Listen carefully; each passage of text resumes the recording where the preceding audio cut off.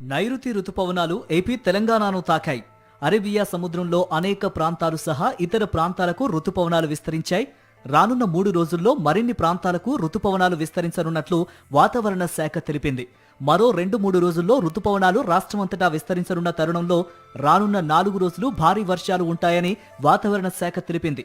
తీరం వెంబడి గాలుల వేగం పెరిగే అవకాశం ఉంది కాబట్టి మత్స్యకారులకి కూడా వాతావరణ శాఖ హెచ్చరికలు జారీ చేసింది.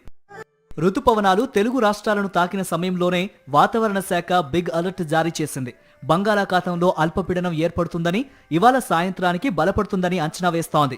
ఇటు ఏపీలో ఆవరించిన ఉపరితల ద్రోణి ఛత్తీస్గఢ్ వరకు వ్యాపించి ఉంది. దీంతో రాగల 24 గంటలలో పశ్చిమ మధ్య బంగాళాఖాతంలో అల్పపీడనం ఏర్పడే అవకాశం ఉంది. ఆ సమయంలో ఉత్తర దక్షిణ కోస్తాల్లో తేలికపాటి ఈదురుగాలులు ఉంటాయి. రాబోయే 4 రోజులలో ఉత్తర కోస్తాలో చాలా చోట్ల భారీ వర్షాలు పడే అవకాశం ఉంది. దక్షిణ కోస్తాలో 1-2 చోట్ల భారీ వర్షాలు పడే అవకాశం ఉందని విశాఖ వాతావరణ కేంద్రం తెలిపింది. ఇటు తెలంగాణలోని వికారాబాద్, సంగారెడ్డి, మెదక్, కామారెడ్డి, మహబూబ్ నగర్, నాగర్ కర్నూల్, వనపర్తి, నారాయణపేట, జోగులాంబ, గద్వాల జిల్లాల్లో భారీ ఎత్తున వర్షాలు పడనుండగా గంటకు 30 నుంచి 40 కిలోమీటర్ల వేగంతో ఈదురుగాలులతో కూడిన వర్షాలు అక్కడక్కడా కురిసే అవకాశం ఉందని వాతావరణ శాఖ అధికారులు తెలిపారు.